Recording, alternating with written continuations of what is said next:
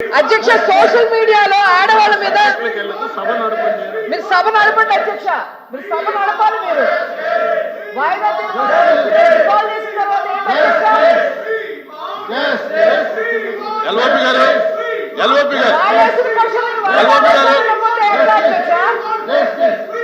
మీరు senior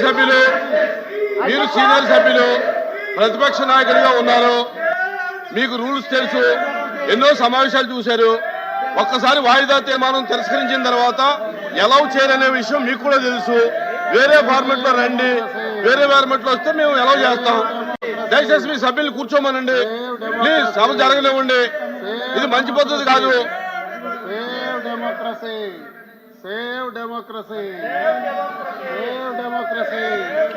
business continue చేస్తున్నాం. Question number 13564 minister for backward classes.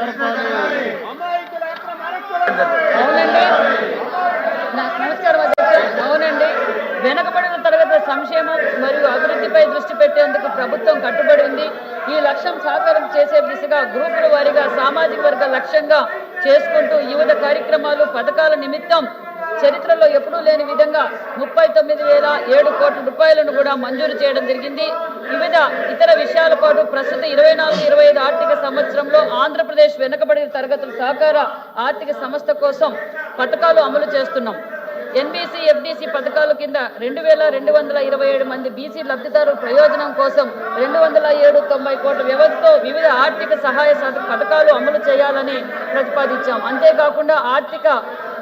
అంతేకాక ఆర్థిక సహకార పథకాల నిమిత్తం బీసీ కార్పొరేషన్లు ఏబి డి మరియు బి కింద పథకం కింద ప్రభుత్వం 896 కోట్లు కేటాయించడం జరిగింది. బ్యాంకుల నుండి మరో 896.86 కోట్ల రూపాయలు జత చేస్తూ ఈ మొత్తాన్ని 1793.72 కోట్లు నిర్ధారించడమైంది. దీనికి రాష్ట్రంలో 89,686 మంది బీసీ లబ్ధిదారు రుణాలు అందించడానికి వినియోగపడుతుంది.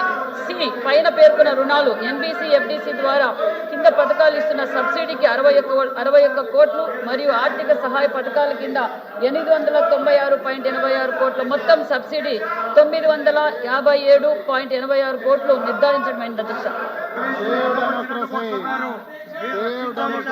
మీ ప్రశ్న వచ్చింది.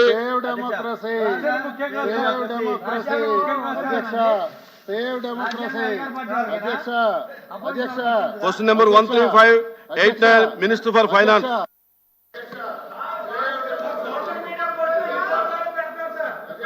అధ్యక్ష, రాష్ట్రంలో వివిధ శాఖల్లో పారిశుద్ధ్య కార్మికులు, హౌస్ కీపింగ్ సిబ్బందికి జీతాలు సకాలంలో వస్తున్న విషయం రాకపోవడం వాస్తవమేనని అడిగారు అధ్యక్ష.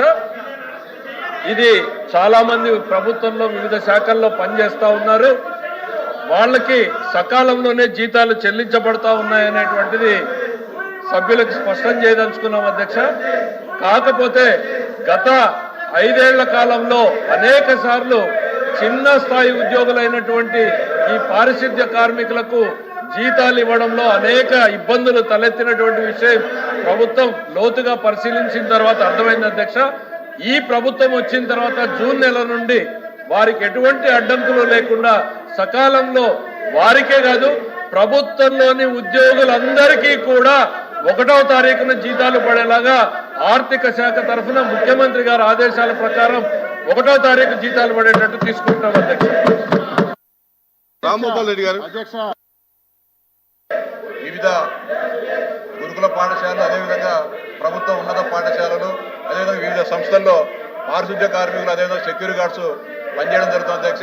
కొంతమంది అవుట్ సోర్సింగ్ ద్వారా ఉన్నారు, కొంతమంది ఏజెన్సీల ద్వారా ఇవ్వడం జరుగుతుంది. వారికి జీతాలు ఆప్కాస్ ద్వారా కొంతమందికి ఇవ్వడం జరుగుతుంది అధ్యక్ష. కానీ ఇక్కడ దారుణమైన దోపిడీ జరుగుతుంది అధ్యక్ష. ఈ గురుకుల పాఠశాలలో సెక్యూరిటీ గార్డ్స్కు, హౌస్ కీపింగ్ సిబ్బందికి ప్రభుత్వం ఏజెన్సీలకు 16,000 రూపాయలు ఇస్తా అంటే కేవలం అక్కడ ఏజెన్సీలు అక్కడ పనిచేసే వాళ్ళకు 8,000 రూపాయలు ఇవ్వడం జరుగుతుంది అధ్యక్ష. అంటే దాదాపు ఏజెన్సీలు అటు ప్రభుత్వానికి మిగలడం లేదు, ఇటు పనిచేసే ఉద్యోగస్తులకు లేకుండా దారుణమైన మోసాలు చేస్తున్నారు అధ్యక్ష. దీన్ని అరికట్టాలని చెప్పి మీ ద్వారా ప్రభుత్వానికి విజ్ఞప్తి చేస్తాను అధ్యక్ష. అంతేకాకుండా గౌరవ మంత్రి గారు చెప్పినట్లు గత 5 సంవత్సరాలు 5 నెలలకు 6 నెలలకు కూడా జీతాలు వచ్చే పరిస్థితి అధ్యక్ష. దాన్ని మంత్రి గారు స్ట్రీమ్ లైన్ చేశామని చెప్పినందుకు మంత్రి గారికి మీ ద్వారా ధన్యవాదాలు చెప్తున్నారు అధ్యక్ష. అంతేకాకుండా సర్వశిక్ష అభియాన్లో ఈ కొంతమంది ఉద్యోగస్తులకు ప్రభుత్వం 29,000 రూపాయలు ఏజెన్సీలకు ఇస్తా ఉంటే వారికి మాత్రం 22,000 రూపాయలే వొకేషనల్ ట్రైనర్స్ అధ్యక్ష. 7,000 రూపాయలు ఏజెన్సీలు దోపిడీ చేస్తున్నారు అధ్యక్ష. వీటన్నిటిని కూడా సర్దిద్దటి ప్రభుత్వానికి మిగలడం లేదటు కేవలం ఏజెన్సీలు దోపిడీ చేస్తున్నారు. దాన్ని అరికట్టాలని చెప్పి మీ ద్వారా గౌరవ ఆర్థిక మంత్రి గారికి విజ్ఞప్తి చేస్తున్నారు అధ్యక్ష. మినిస్టర్ అధ్యక్ష, ప్రభుత్వం దృష్టికి సభ్యులు తెచ్చినటువంటి విషయాన్ని నేను మరింత స్పష్టంగా అడుగుతున్నాం. ఇక్కడ ప్రభుత్వానికి మిగలడం కన్నా ఎక్కువ శ్రమ పడుతున్నటువంటి కార్మికులకు వాళ్ళ హక్కుగా వాళ్ళకి రావాల్సినటువంటి మొత్తాన్ని ఇప్పించేటువంటి బాధ్యత ప్రభుత్వం తీసుకోవాల్సినటువంటి విషయం ఉంది అధ్యక్ష. కాబట్టి సభ్యులను నేను మీ ద్వారా ఒకటే కోరుతున్నా, వారి దృష్టికి వచ్చినటువంటి ఇటువంటి అంశాలు ఏవైనా సరే మా దృష్టికి తీసుకుని రండి. కఠినమైన చర్యలు తీసుకుంటాం.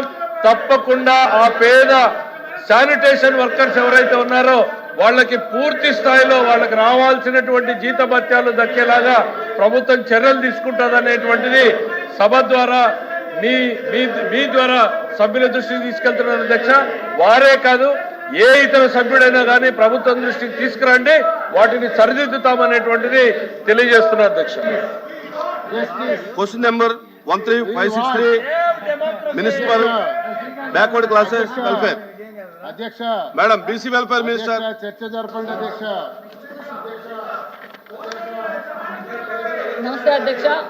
అవునండి, కాపు సామాజిక వర్గానికి చెందిన మహిళా సంక్షేమం మరియు అభివృద్ధి కోసం ప్రభుత్వం అత్యధిక ప్రాముఖ్యత ఇస్తున్నది. వాస్తవానికి 2015లోనే కాపు కార్పొరేషన్ ఏర్పాటు చేయబడినది.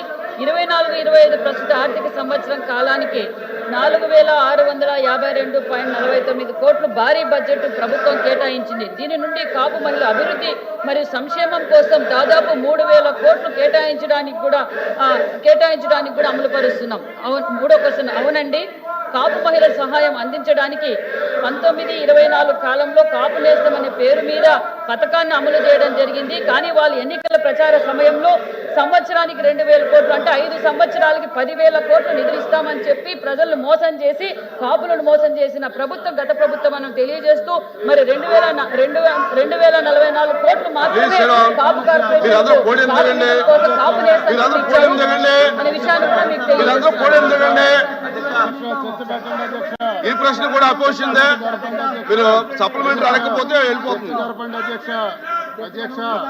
అధ్యక్ష చర్చ జరపండి అధ్యక్ష చర్చ జరపండి అధ్యక్ష. Question number 13513 minister for home and services development. అధ్యక్ష, మొదటి ప్రశ్న సమాధానం. ఆంధ్రప్రదేశ్ ఈ ప్రొక్యూర్మెంట్ ద్వారా RGUKTకి 2023 సంవత్సరం నాడు 6,500 ల్యాప్టాప్స్ కొనుగోలు చేస్తాం జరిగింది అధ్యక్ష. రెండో ప్రశ్న సమాధానం, ఒక్కొక్క ల్యాప్టాప్ 27,000 రూపాయలతో కొనడం జరిగింది అధ్యక్ష. మూడో ప్రశ్నకి సమాధానం అవునండి. నాలుగో ప్రశ్నకి సమాధానం, ఈ అంశాన్ని దర్యాప్తు చేసి చర్యలు తప్పనిసరిగా తీసుకుంటాము. ట్రిపుల్ విద్యార్థుల కోసం 2023 సంవత్సరంలో 6,500 ల్యాప్టాప్లు కొనడం అధ్యక్ష. కానీ కొనిన వెంటనే విద్యార్థులకు ఎప్పుడైతే సప్లై చేశారో సరఫరా చేసిన 10 రోజుల నుంచి అవి పనిచేయడం లేదు అధ్యక్ష. దాదాపు 1,500 ల్యాప్టాప్లు ఈరోజు రిపేర్లకు రావడం జరుగుతుంది అధ్యక్ష. కనీసం దాంట్లో ఆపరేటింగ్ సిస్టమ్స్ కానీ లేకపోతే అడాప్టర్లు కానీ పనిచేసే పరిస్థితి లేదు. అదేవిధంగా క్లియర్ ఆడియో వచ్చే పరిస్థితి లేదు. వీడియోస్ కానీ సరిగా రావడం లేదు. బ్యాటరీ ఛార్జింగ్ చేస్తే 2-3 గంటలకు కానీ రావడం లేదు. మళ్ళీ ఛార్జింగ్ పెట్టుకోవాల్సిన అవసరం ఉంది అధ్యక్ష. అదేవిధంగా స్క్రీను అనేక రకాల సమస్యలతో ల్యాప్టాప్లు తీసుకున్న విద్యార్థులు ఇబ్బందులు పడుతున్నారు అధ్యక్ష. దాదాపు బహిరంగ మార్కెట్లో బల్క్గా తీసుకుంటే 19,000-20,000 దొరికే ల్యాప్టాప్ను 27,066 రూపాయలు కొన్నారంటే కోట్లాది రూపాయల ప్రజాధనం దీంట్లో అవినీతి పనుల పాలైంది అధ్యక్ష. దీంట్లో ఖచ్చితంగా మంత్రి గారికి మీ ద్వారా విజ్ఞప్తి చేస్తున్నా, దీంట్లో కఠినంగా శిక్షించాలా, సమగ్రమైన దర్యాప్తు జరపాలని చెప్పి మీ ద్వారా మంత్రి గారికి విజ్ఞప్తి చేస్తూ, అంతేకాకుండా దీనికి ఒక కాలపరిమితి కూడా ఏర్పాటు చేయాలంటే దర్యాప్తులు అంటే నెలలు సంవత్సరాల తరబడి కాకుండా ఒక నిర్దిష్ట కాలపరిమితిని ఏర్పాటు చేసి ఒక సమర్థవంతమైన అధికారులతో దీనిపైన ఈ నిజానిజాలు వాస్తవాలు తేల్చి దోషులు శిక్షించాలని విజ్ఞప్తి చేస్తాను అధ్యక్ష.